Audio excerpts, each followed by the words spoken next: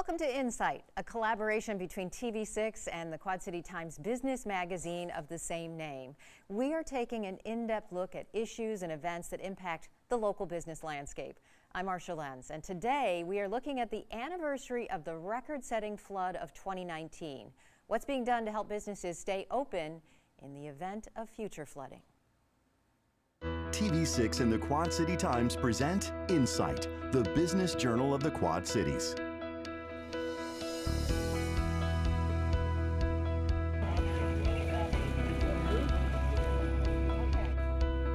We are marking an historic anniversary. 3 years ago, a temporary wall holding back floodwater from the Mississippi River gave way, sparking rescues and sending business owners, customers, and downtown Davenport residents running for their lives.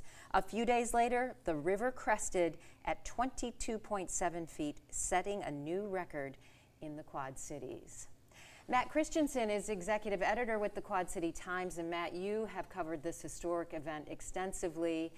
In addition to looking back, today we're also going to look forward and see whether we're going to make any changes to prevent this kind of flooding. But first, let's look back, reflect a little bit on that day. Oh man, I remember the alerts going off and us scrambling in the newsroom and deploying and rushing downtown to find the river a lot closer to many folks than they're used to. Ultimately, it cost $30 million in damages. People were evacuated in boats. Businesses literally lost everything, and it was a really devastating event for our community. But today I'm excited to talk a little bit about how we might prevent that from happening again and live with the river in a more symbiotic relationship. Why do you think now is the time when cities are actually taking a harder, longer look at making some changes? Well, I mean, if you talk to climate experts, they'll tell you that these sort of storms are happening more frequently and these events happen more often. So the Quad Cities isn't alone. You know, there are a lot of other communities who are also looking at this issue as well. But for us, it was really the 2019 historic event that triggered the city and other stakeholders to take a really hard look at a flood plan for going forward. Yeah, and if you remember looking back to that year, it actually was a series of floods. Right. You know, we had a big flood in the fall. Yeah, right, and people forget that the river was very, very high for a long time before that HESCO barrier failed too. So yeah, it was intense. And there was not only a loss of the businesses that were directly affected by the flooding, but also affected by, you know, River Drive was closed for weeks, if not months, if I remember correctly. Right, right. I mean, it wasn't just an event that affected people who live and work downtown. You know, even if you don't live or work downtown, this was something that touched almost everybody in some way, whether it was traffic or you know somebody, or your favorite restaurant, or the place where you do business, or a loved one was affected by this in some way. So yeah. Everyone was affected. Yeah, even the boating industry was affected because people couldn't access the river. Right. So there are a lot of things that you don't think about when the mighty Mississippi decides to, you know, rise out of the banks. Sure. So we're going to talk, though, about more of the experiences from that historic event, as well as talking about some solutions that the communities are working on. And we are going to come back and explore more, so stay with us.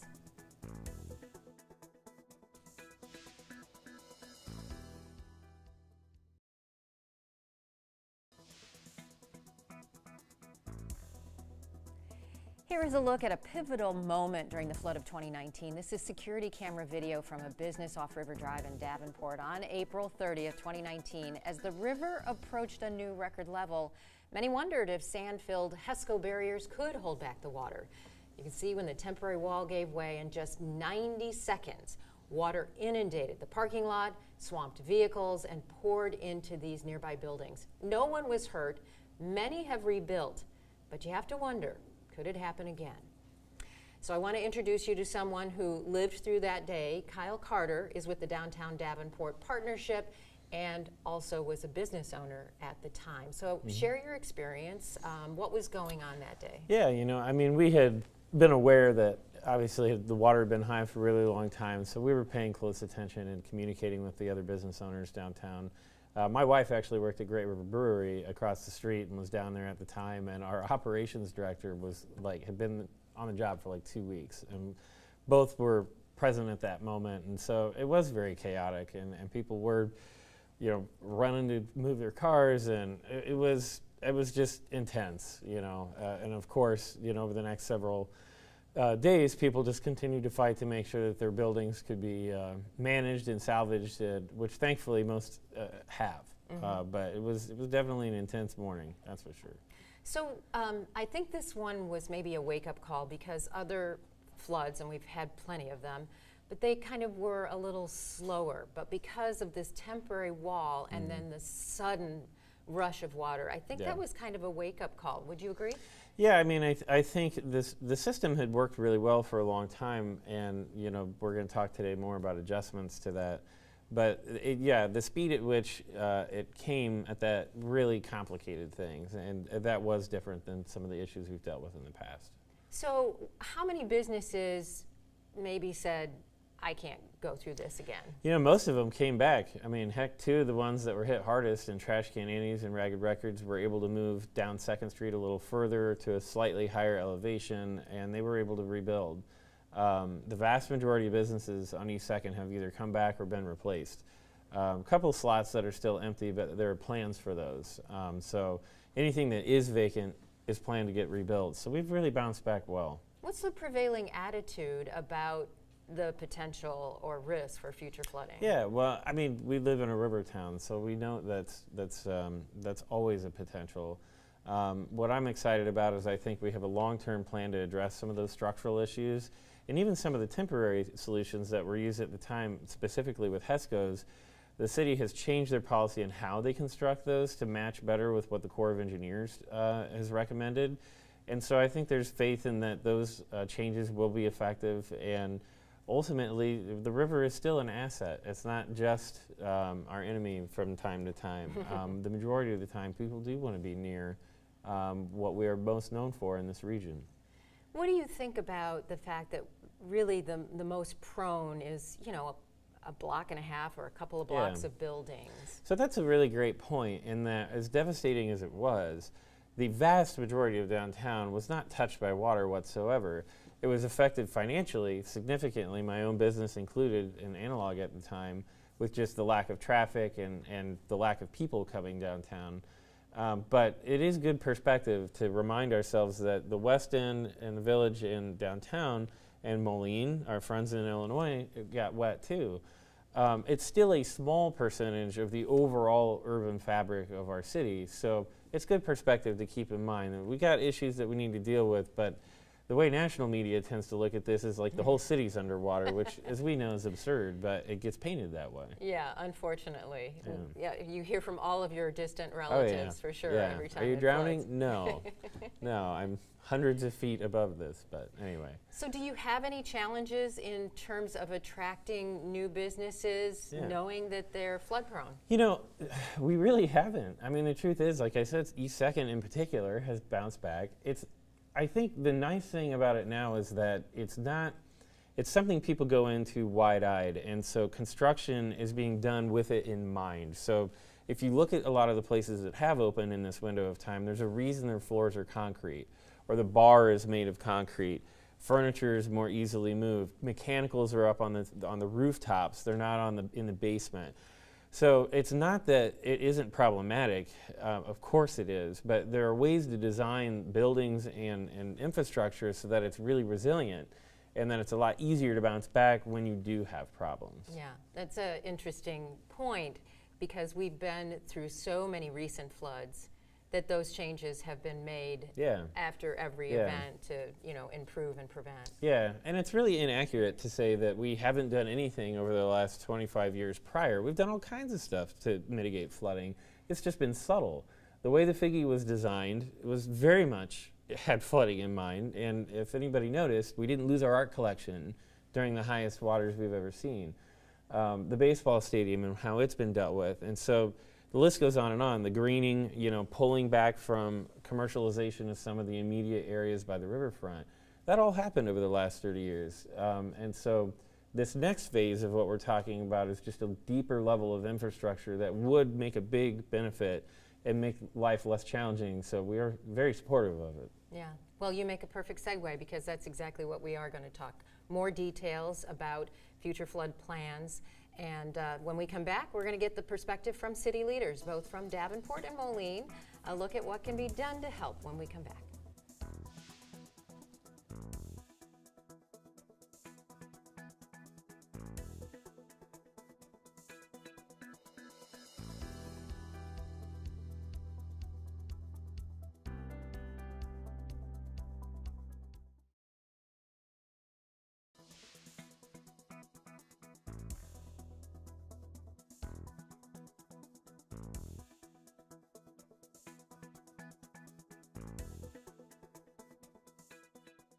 We have been through several major floods in the Quad City area over the years. The record-setting flood of '65, then the flood of '93 caught everyone by surprise, but many more followed, including events in 2001, 2008, 2011, 2014, and then 2019. A lot of things have changed because of frequent flooding, from flood-proofing public and private buildings to creating more green space, but even today, some homes and businesses are still at risk. And a flood wall in Davenport has often been talked about, but would probably cost millions, and that price tag keeps going up. So now we want to welcome city leaders to the program, and let's introduce you. Clay Merritt is the Assistant Public Works Director for the City of Davenport. Kyle Grip is a Davenport Alderman, and Rod Schick is the Municipal Services General Manager for the City of Moline. And of course, Matt Christensen with the Quad City Times joins us again. All right, so let's talk about flood wall. After the '65 flood, Rock Island built one. Bettendorf, East Moline have flood levees. Davenport and Moline have resisted. Does anybody know why? Let's start with you. Okay, well, thank you, and thanks for having us today. So I think first, the idea that if we put in a flood wall, all of our flood issues will go away, and that is the one answer, is probably a little bit misguided just because of the nuance of our long riverfront. So we suffer from over-the-top flooding, which flood walls do a great job of protecting, but the majority of our flooding is below ground and comes up through our sewer systems. And so if you just put up a flood wall and think that's going to fix the issue, it doesn't address that underground flooding that we need to address. Almost like you would create a sugar bowl that would fill up then, Yeah. similar to what they experienced in the Garden Edition back in '93. Absolutely. Yeah. What about you, Rod? Has there ever been talk in Moline about a flood wall? Not in the 22 years that I've been there. It's been about the aesthetics, as in addition to the comments that he just shared. But in Moline, it's a similar situation where we also, through the stormwater system, have backup issues that we have to deal with as well. So it's you know, that image, that look of being able to see the river as you're in the community is important in Moline. Yeah, I mean, Ben Butterworth Parkway, the riverfront bike trail and the park along there is obviously a tremendous asset. And I mean, you do have to do repairs when there's flooding, but it's certainly not the same as buildings. I think more of the issue in Moline is the fact that River Drive becomes closed. It limits access to businesses, a university, restaurants. Sure. Yep, and to address that, Moline has put in the infrastructure, put in roads and things that go behind those businesses and those properties along the riverfront. So I think we're down to just a couple of properties that don't have that complete access by some sort of access road, or in the case of Western Illinois, we have University Drive that goes all the way around the backside of it. And so do you think the current status is livable then? Are there any plans to do any changes? I think now it's the work that we still have on the horizon for Moline is to address the stormwater issues and continue to make improvements there. That's been our push. As we've experienced all those floods that you've talked about, Moline has been able to incrementally put things in place, leave levee structures, if you will, that aren't really a wall like you would see in the other communities. More like barriers? A little bit more like barrier, things of that nature. And then probably one of the biggest things that happened was with the construction of the new bridge, River Drive underneath the 74 area was elevated several feet, and that was huge to be able to stop the inundation of the downtown from any sort of overtopping issues. So that prevented the flooding through that area in 2019. Yeah. Clay, there have been a lot of changes in the city of Davenport as well, but as we mentioned, more subtle. But the city is working on a resilience plan. Yep. So tell us where the plan stands right now. Sure. So following the events of 2019, the City Council tasked staff with going out, hiring some experts in the field of flooding. So we hired HR Green out of Cedar Rapids. They do extensive work on Cedar Rapids plans for their flood mitigation. So we hired them, and we went through a year to year and a half long planning process. We had extensive public feedback as part of that process, and essentially came to a final plan that was approved by the City Council last November. Since that time, which seems a very short time ago, we've actually started initiating several of those projects, and that plan is multifaceted.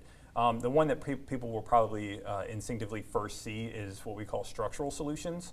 And those are ones we've already started working on, and we can talk through those if you'd like. But as we start implementing those structural solutions, we have them broken up into multiple phases. So the first one is those incremental ones. It's the storm sewer. It's fixing those things that Alderman Grip talked about. How can we fix those storm sewer? And so essentially we experience less flooding at lower levels.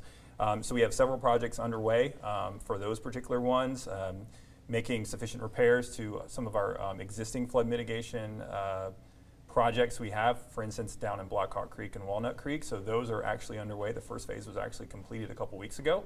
And we have across the board, whether it's our water pollution control plant, which was a separate study outside the flood resiliency plan. We initiated that one early on because we realized there's a vulnerability there. We've been able to secure a $10 million federal grant, $4 million from the state, on top of $2.5 million from the city. That particular project is underway right now from an engineering standpoint, so we hope next year to start moving into construction. Clay or Alderman Grip, the city plan looks to me like it's not something that happens overnight. This is something that's going to take 10 or even maybe 20 years. Cost right now estimates are somewhere around $165 million. Can you talk a little bit about how the city plans to pay for that as it goes? I know Grant Purcell is chief among that, but how's the financing going to work? So I would say initially, I'll take our first slew of projects. So the City Council has appropriated funding within our normal capital improvement program so that we can start initiating those projects, which we've started doing. We're also looking at other select funding. So the city was able to get some funding through ARPA, so the American Rescue Plan Act, and the council appropriated some funding to do flood mitigation specifically at 3rd and River and 4th and River Drive. It's an area where it comes underwater around 17.5, 18 flood stage, and we have to shut access off to River Drive in that stage, which is really hurtful from a business perspective. Right. So by eliminating and fixing that underground issue, we can actually keep it until it actually overtops the seawall, and north of the roller dams, it overtops at around 21.5 to 22 feet. So you buy a significant amount of time for if you perform those. So that's around $4 million. So I'd say 3 or 4 weeks ago, the council approved an engineering contract. So we have the money secured for construction. We've just started engineering on that particular project. And then likewise, we're also doing something down on the west end of Davenport. In addition to that, we're currently working in right now, the US DOT just released one of its large-scale infrastructure grants that we're going for, asking for about $14–15 million to start really hammering on some of those access points. So raising some select roads, doing some more underground work to make sure that in the event of floods, until we have the fully built out plan, that people can still get to where they're needing to go and still use access points close to River Drive, even if River Drive needs to be closed because of water. Can you talk about how the city is prioritizing which projects to do first? Sure. So I think the first one is those underground. Those are the most immediate ones. Those are the ones that we experience firsthand before really it starts coming over the existing seawall there. I'd say those are kind of the initial set of projects, along with repairs to our existing flood system down in Southwest Davenport. But one of the things too I like about our plan, a little biased, that it's flexible. It's meant to be flexible. So these are a series of projects that coincide with one another but can be done separately. And one of those things, especially as we look at federal and state funding, we can look to see what grant opportunities, grant opportunities generally target very specific things. And so one particular grant may favor a project that gets jumped a little bit ahead of another project, but if we feel that the city can leverage its local funding against federal dollars, that we can pull that one forward, we can be able to do that. So it allows us some level of flexibility in trying to figure out how we can best use city resources. So could I just jump in on this one and kind of reiterate? The underground flooding is the thing we have to take care of first, and the very key assets like the water pollution control plant have to be taken care of. All of that immediate impact stuff is in phase one, and we're working towards that. All of the over-the-top projects is in phase two, and they don't work if you don't do the things that are in phase one, and we've already started implementing phase one. And then from the funding standpoint, the thing I continue to tell my colleagues on the council, our mayor, and the chamber is this will not get done without state and federal partners coming to the table and bringing dollars, because if you look at $160 million for a comprehensive flood system, and we have an annual capital budget of $45 million, and we have plenty of other infrastructure we need to fix, right? We don't quite get there. What are the other phases? You know, you asked the community to respond to a survey, and there were several options. What is on the table for the future? So I'll take that up first. When we went through several iterations of community feedback, one of them was to be curious from the community standpoint, what level of protection or level of defense rather would you like to see? And we gave various stages of flooding. All the way out from what was chosen as stage 22 all the way to stage 27. 27, just for everyone, is the 100-year event, which is 23.5 or 23.6 plus 3 feet of freeboard, which is you're following FEMA standards, so that gets you to 27. That'll be up to Brady Street Hill, right? And we just what does that look like, just to get everyone a sense of what it is. And then you're talking at that point you are talking a flood wall, and you're talking 8 foot tall, and that's just at River Drive. If you want to go south closer to the river, the higher it gets because the elevation is lower. And it was pretty much told throughout the whole thing that's not what the community was looking for, and so that was a good part of the process that we were able to receive that feedback. And so one of the things the community still really enjoys is the views of the river, and wants to make sure that we continue to keep what makes us unique, but also what are targeted improvements that we can do. So I think that was a key takeaway from that particular part of the plan. You know, the public was very clear on that. We don't want an 11-foot flood wall going from one end of town to the other end of town. We want to maintain that relationship with the river, but also we want some flood protection that's a little bit more permanent. And I think the key here is to realize that our riverfront is long and it's unique, and there are different protective measures that we need to take in different places. And we do currently have flood berms in Davenport. That's how we protect in Southwest Davenport. We have flood walls that protect our Monard Woodman Park, and we do HESCO barriers. We use all sorts of different protection types already, but now we're going to take those in a comprehensive plan. We're going to make them a little bit more permanent than we've had them. All right, perfect time to take a break. And when we come back, we're going to talk more about the impact that riverfront flooding has on the entire community and other options after your weather forecast.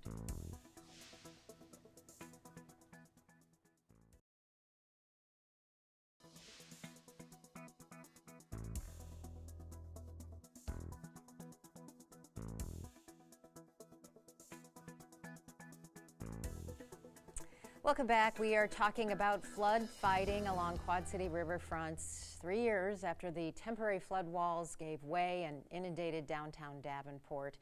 And we were talking to Alderman Grip a little bit about other parts, other components of Davenport's resiliency plan. Some of those have to do with, I believe, berms, and explain some of the other options that you're looking at. Yeah, so in different stretches of our riverfront, it makes sense to use berms. So there's a lot of places in Southwest Davenport where the riverfront is more natural and you can do berms. And then when you get into the more urban parts of our city, berms don't really fit with the fabric of that part of town. And so maybe we look at wall structures or other preventative measures And so really it's about using all of the different tools in the flood protection toolbox and fitting them to match our long and unique riverfront. What about green space as far as being able to allow the river to just overtake some areas? Yeah, there's places for that too, and there's a big discussion about, you know, Nahant Marsh being that local place that does that, and looking at being able to expand that either through expanding Nahant Marsh or other land on the south side of town that could serve that purpose. That's certainly an option. And the timeline again, Clay, when are people going to start seeing results? Well, some of that depends on funding. As Alderman Grip said, the larger scale plan won't be able to be accomplished unless we have some state and federal partnerships. We're working through that at this point. I think people can start seeing some projects immediately, probably starting this year into next year. We've already had a couple of projects already underway, and that's construction projects. So I know if you're in a certain part of the community, you can already see us working on those Black Hawk and Walnut Creek berms. Probably next year, we'll start working on storm sewer improvements. So apologize in advance. We'll probably be shutting down some lanes along River Drive to fix some of those storm sewer issues. That'll be happening. A little bit out of the public eye is our water pollution control plant. As we get through that, that's going to be $12–15+ million construction contract. Probably maybe this time next year, if we keep everything moving and get our permits that we need. So there's a sizable amount of construction that's going on, and meanwhile, while that's happening, you know, the city is still working with other federal partners to try and get some more projects, some larger scale projects programmed. I know we're working with Iowa Homeland Security on some other projects that are flood related. So we're working with a lot of federal partners and state partners to try and get next 3, 4, 5 years of projects already set up, while we're still working on the ones we're working on now. Can you give an example of what those 3 or 4 years of projects? Sure. So right now we're kind of in partnership with Kyle in the Quad City Chamber and the Downtown Partnership. We're putting in a large, so the US DOT has what they call a RAISE grant. It's one of their larger discretionary grant programs that they have that's across the country. So we are competing with everyone across the country for transportation related projects. So we kind of took, in the previous segment, we talked a little bit about how some of these projects are kind of unique and singular, but can kind of be molded together. So we have 6 or 7 of those projects we're taking out that's more transportation focused. We're going to be submitting those. That'll be a $15+ million project. And so we're trying to get that on the books, and we'll certainly lobby hard for that with our federal delegation to make sure that, I think that solves a lot of the access problems or challenges rather that we have during times of flooding. So if we can get those underway, and those will probably be, let's say if we're lucky enough to get that approved on the first go, that'll be scheduled for the next few years. And likewise, we'll still working with FEMA, we'll be working with Homeland Security, we'll be working with a whole number of other people to try and get those other projects funded as well. Yeah, and hope that we're not dealing with flooding in the process. Absolutely. Rod, what kind of improvements or changes is the city of Moline looking at, or are you looking at? Really, it's just the same thing as they're talking about with the stormwater system. So there are improvements that we're hoping to get accomplished. There's not really any timelines on most of those. But we have one of the issues that we have. You talked about the Sugar Bowl thing. We're actually able to close our stormwater outflow off so that we don't get back water coming from the river, which works great until you get a rain event, and then you've got a big bowl of water. And so our stationary lift pump stations, we've been working on those, getting improvements on those, getting better pipe to those lift stations so that they can get the water up and over in a more timely fashion. And so those are the kinds of improvements that we're looking to do. I know that we're also, I believe that all of those lift stations have also been retrofitted now as well, so that we can take generators to them and make sure that they're still operational should we lose power to them as well. So those are the kinds of things that we're looking at doing there. But you know, like I said, I'm not sure, you know, timing. It's the same thing. We're applying for grants and hoping to get the additional funding to help offset the. And the businesses, you know, Milltown suffered a lot of flooding. Sure. There's also a manufacturer that had difficulty. Evans Manufacturing. So what do they want? I think they recognize that really it took a record flood to really impact them. As I said before, there's access to the back of their properties, and they're able to get there. And so I think what they want and what we've provided for them is materials and supplies so they can do some sandbagging, to get that little bit of coverage that they need to protect themselves when these record type floods hit. Yeah. And we're talking about 16, 17, 18, even 19 feet of river level. It doesn't get close to them. Certainly River Drive is closed, and so you can't access the front of those properties, but they're still fully accessible from the back. So Kyle, what do your business members want to see in all of this? And let me just pose this question. Would it be easier to just vacate, a block of buildings and have everybody move higher? No, I mean, ultimately, downtown, and this is true region-wide, this isn't just downtown Davenport. These are the areas that make up the fabric of who we are as a community. This is our place. We talk a lot about placemaking, and that word is getting out there and more common. If we don't support and embrace these areas and make sure that they can continue to be successful, we're going to lose that part of our soul here in the community that defines who we are in the first place. So as challenging as it is to deal with this stuff, it's necessary. And so I think what our business community wants is for the city to execute the plan that it has laid out. It is a good plan. Our business community has said unequivocally, great job, let's build it. And so we are co-signing on grant applications, et cetera. This is a region-wide problem, but it's also a region-wide opportunity. The riverfront is continually said to be our greatest asset. Today's conversation is about how it's occasionally our greatest enemy. Both are true. We can walk and chew gum at the same time. We need to look at ways that we can activate this riverfront, really make it vibrant and exciting, and Moline is doing some killer work on that right now with the absence of the old bridge and what we're going to be able to do in its place. But this is the other half of the conversation that does need to be had. This is not a zero-sum game, and we need to stop talking about it as if it is. So I'm encouraged with where we're at. I think the city has done everything it needs to do from a planning point of view, but we as a community are really going to have to rise to the occasion to make sure that we get the dollars we need to implement what is a very good planning around this region. All right. Well, we'll let that be the last word, and we appreciate all of you coming in and filling us in on this important topic. Still ahead, we're going to see who's featured in our Small Business Spotlight and what else you can expect to see on Insight.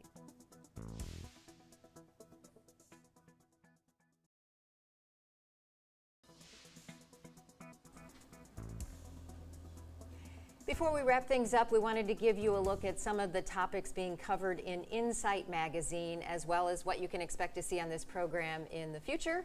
Quad City Times Executive Editor Matt Christensen is back with more on that. And so just name a few of the editions of Insight magazine that you've been working on. Well, in the past, we've had some stories on immigrants that we focused on our last television episode, and I think we're going to take a look at some other stories that we've touched on in the past, particularly wages. We did a story when Illinois accepted its increased minimum wage, and it's been 2 years since that, and a pandemic's happened, and a great resignation and a lot of shifts. So there's a lot to unpack there, but I think wages are really important and something that we're going to look closely at. Housing, I think, is another issue. With Amazon opening up fairly soon, there's 1,000 new jobs coming. Those people are going to need a place to live. And so the workforce housing issue is going to be something that we'll continue to look at as well. All right. It's been exciting to partner with you, and we look forward to future programs. That's great. Thanks, Marcia. Well, stick around for this week's Small Business Spotlight. We'll be right back.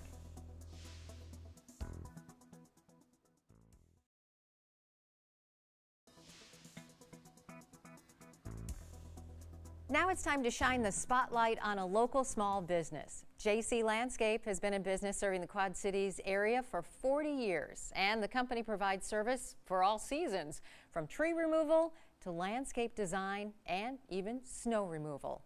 They have grown to 40 employees.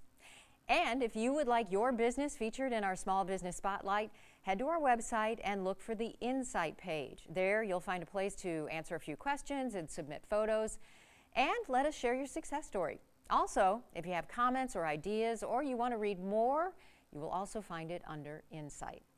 That wraps up today's program, brought to you in partnership with the Quad City Times. I'm Marcia Lense. Thanks for watching, and I'll see you next week.